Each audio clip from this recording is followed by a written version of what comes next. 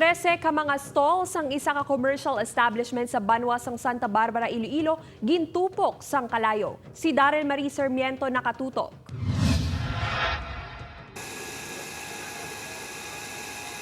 Makita sa ining video ang pag-ibol sang kalayo sa isa ka establishmento sa Arroyo Street, Barangay Zone 3, Santa Barbara, pasado las 8 kagabi. Sa kakulba nga maglaptang kalayo na ginawa ang mga tao sa dalan.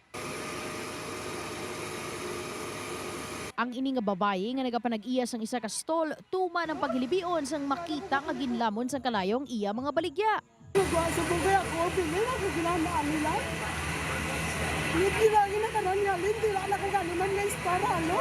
Sa investigasyon sang Santa Barbara Fire Station, nag-umpisa ang sunog sa isa ka stall nga nagabaligya sang pagkaon kag iban pa nga mga balaligya. Isa ka ido ang nga nasulod sa cage ang napatay man sa sunog.